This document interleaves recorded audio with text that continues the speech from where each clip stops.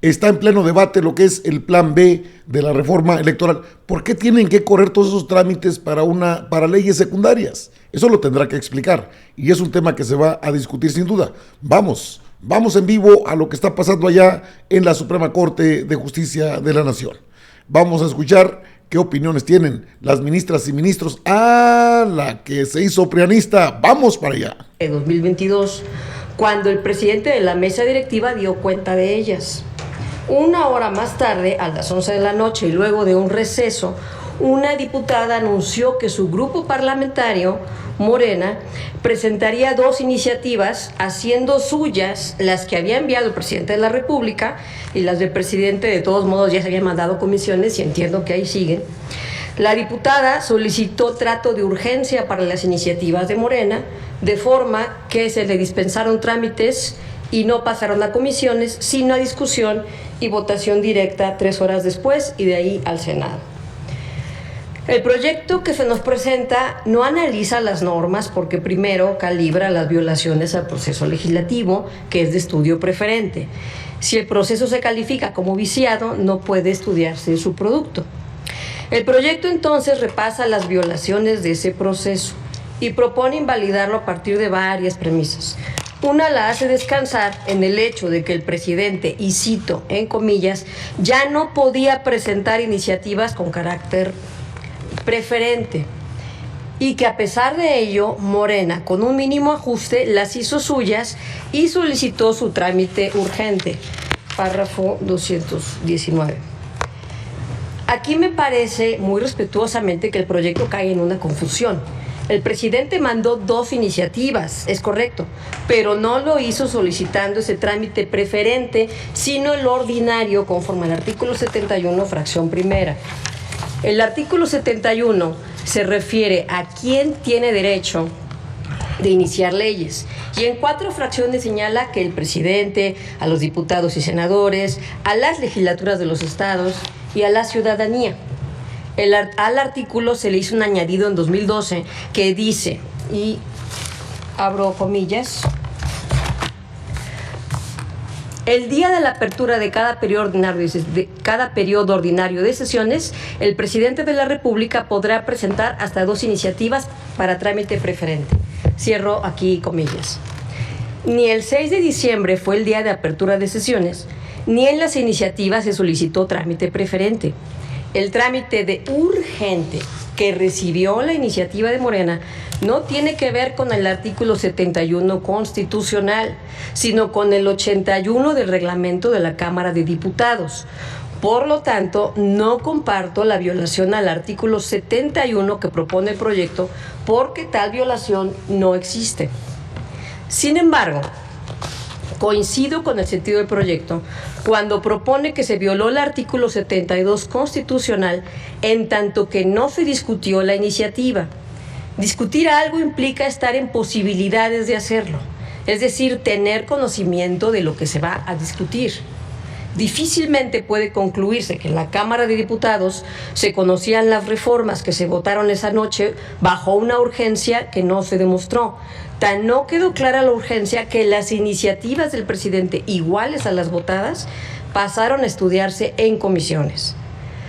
A mi parecer, en el caso no se observa la doctrina constitucional que ha ido construyendo la Suprema Corte en precedentes sobre la motivación necesaria para considerar una iniciativa como de trámite urgente. El trámite urgente es una medida excepcional que limita la capacidad deliberativa del órgano legislativo, por lo que no puede operar como una regla, sino que en todo momento debe ser una excepción para casos donde, de seguirse el trámite legislativo ordinario, pudiera generarse una afectación a la sociedad. Para garantizar que esta medida siga siendo excepcional y no se convierta en regla, es necesario sopesar las razones por las que se decide darle a un asunto el trámite urgente que permite el artículo 82 del reglamento de la Cámara de Diputados. En este caso, no se dieron razones ni se acreditaron los extremos que ese artículo requiere para que proceda para que se proceda directamente a la discusión y aprobación sin pasar por comisiones. De hecho, a mi parecer, esta falta debió observarse desde la propia Cámara de Diputados y no veo que haya sido así.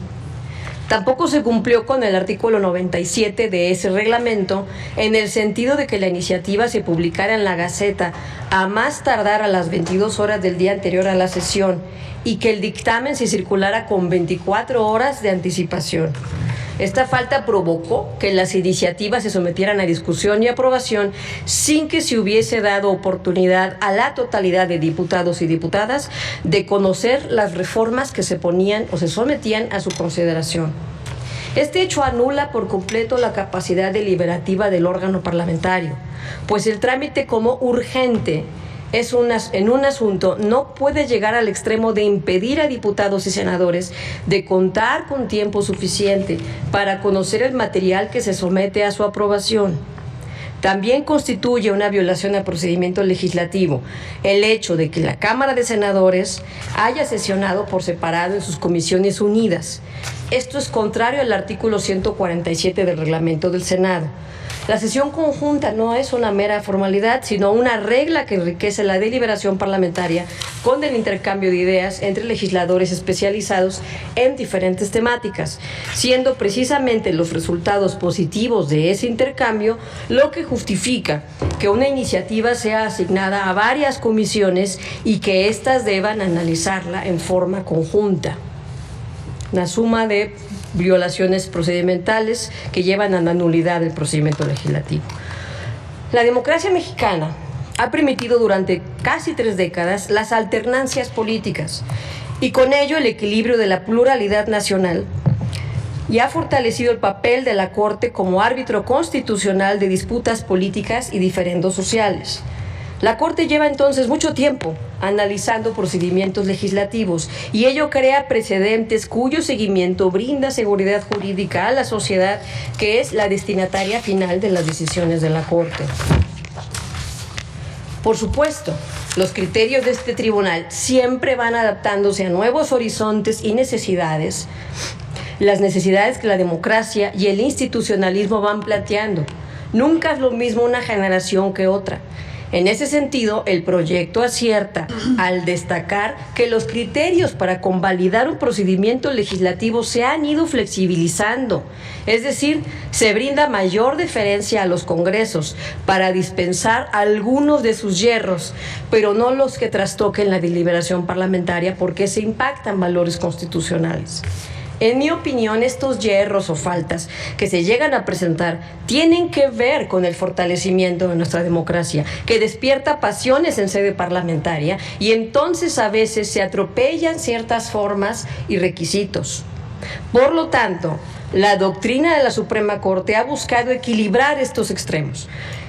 El de la realidad que nos muestra procesos legislativos que muchas veces no son inmaculados, y el del objetivo final, que es la creación de leyes con deliberación parlamentaria. Por eso la Corte ha considerado que algunas violaciones a los procedimientos legislativos no son relevantes si no trastocan el derecho a la participación de todas las fuerzas políticas en condiciones de libertad e igualdad. En este caso, un grupo parlamentario presentó válidamente una iniciativa. Tenemos entonces que ese grupo parlamentario la conoce bien. Pero al dispensarse todos los trámites, el resto de las fuerzas políticas de la Cámara la desconocían. Así que el equilibrio al que me refiero, al que se refiere la doctrina de la Corte, de que todos estos grupos parlamentarios voten las propuestas con conocimiento, en libertad y en igualdad de condiciones, quedó en entredicho. Y esto genera una violación que invalida el proceso legislativo. Invalidar un proceso legislativo no prejuzga sobre las normas ahí emanadas. Siempre existe la posibilidad de que esas normas contengan cuestiones positivas para el orden jurídico, que entrañen ajustes importantes y necesarios para mejorar las instituciones de la Unión y la armonía de nuestra sociedad. Así que la invalidez de un proceso legislativo no entraña juicios respecto a los méritos constitucionales de las normas que emanaron de ese proceso. Sin embargo, y en el caso particular de estas normas, cuyo estudio de fondo quizá no podamos emprender, quiero observar algo importante, recordando que si bien comparten el mismo procedimiento legislativo con otras leyes en materia electoral, las que nos ocupan ahora se refieren solamente a las leyes generales de comunicación social y de responsabilidades, no a instituciones, procedimientos y reestructuras electorales. La iniciativa del Poder Ejecutivo, según se lee en la propia iniciativa, busca dar cumplimiento a la sentencia que dictamos en la primera sala el 8 de septiembre de 2021, en el amparo en revisión 308 de 2020. Este amparo fue promovido por la organización Artículo 19, que reclamaba, y abro comillas para citar la sentencia, que la Ley General de Comunicación Social carece de reglas claras y transparentes para asignar el gasto de comunicación social en las distintas ramas del gobierno mexicano, en contravención con los principios previstos en la materia por el artículo 134 de la Constitución. En aquella sentencia determinamos que existía una omisión por parte del Congreso de la Unión para regular un tema que desde 2007 está en la Constitución, que generó una ley en 2018 misma que fue impugnada por esta organización. Cito ahora los efectos de aquella sentencia nuestra. Esta primera sala considera que debe concederse la protección constitucional para el efecto de que el Congreso de la Unión cumpla cabalmente con la obligación establecida en el artículo 3º transitorio del decreto de reforma constitucional y en consecuencia proceda a subsanar las deficiencias de la Ley General de Comunicación Social antes de que finalice el periodo ordinario de sesiones correspondiente al año de 2021. No puedo dejar de observar el tiempo transcurrido y que se ha prorrogado, y que en principio el poder que primero retoma ese pendiente no es el legislativo, sino el ejecutivo en su iniciativa. Es cierto que después un grupo parlamentario la hizo suya, pero el procedimiento legislativo afectó su deliberación en términos constitucionales. Entiendo que la iniciativa del Ejecutivo sigue su trámite normal en comisiones, de manera que probablemente pronto se logre cumplir con la sentencia dictada por la primera sala. Confío en que en un momento dado estas reformas sean deliberadas por el Legislativo, porque es mandato de la primera sala, y si se vuelve a pedir la intervención de la Corte, sean entonces revisadas en sus méritos constitucionales, como cualquier otra ley que emane del Congreso de la Unión, que es la sede deliberativa de la República. Esa Suprema Corte está para servir a la sociedad, haciendo cumplir la Constitución y las leyes que de ella emanen. En mi opinión, sus integrantes procuramos hacerlo dentro del marco que la propia Constitución nos impone, conforme a nuestro leal saber y entender y con alto espíritu de servicio. Me parece que ahí radica no solo el equilibrio de los poderes de la Unión, sino también nuestra serenidad frente a infundios y rumores. Como sucede con cualquier árbitro, nuestras decisiones gustarán a algunos y disgustarán a otros. Celebro que eso sea posible porque da cuenta del fortalecido pluralismo de nuestra nación. Por todo esto, estoy con el sentido del proyecto, pero con estos razonamientos y apartándome de varias consideraciones, así que anuncio desde luego un voto concurrente. Es cuanto, ministra presidenta. Gracias, ministro. Ministro González Alcántara. Muchísimas gracias, ministra presidenta. En este apartado se analizan los vicios del procedimiento legislativo del decreto impugnado y se concluye que, por la afectación que genera en la equidad de la deliberación democrática del órgano legislativo, estas violaciones conllevan la invalidez del proceso mismo. Coincido con la propuesta y bastaría en ese sentido reiterar las razones que he sostenido en cada uno de los precedentes citados en la misma propuesta y que he votado desde que ingresé a este alto tribunal. Sin embargo, las múltiples irregularidades detectadas y su magnitud me llevan a expresar con mayor detalle mis razonamientos. En numerosos precedentes citados de manera exhaustiva en la propuesta, esta Suprema Corte de Justicia de la Nación ha analizado vicios dentro del procedimiento legislativo y ha sostenido desde hace casi 2 décadas que la evaluación del potencial invalidante de dichas irregularidades debe de equilibrar 2 principios que apuntan aparentemente a resultados opuestos. Por un lado, en virtud del principio de economía procesal, el Tribunal Pleno solo debe reponer las etapas procedimentales cuando esto redunde en un cambio sustancial de la voluntad parlamentaria expresada. Por otro lado, a la luz de la democracia representativa y de la equidad en la deliberación parlamentaria, esta Corte no puede considerar automáticamente que todas las violaciones son irrelevantes solamente por haber sido aprobadas por una mayoría.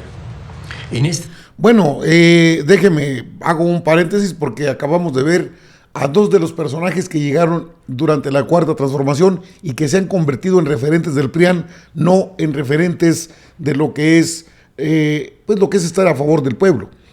Todavía falta, obviamente, está en el pleno la Suprema Corte y está en juego el Plan B, las resoluciones a las reformas electorales, le llaman el Plan B.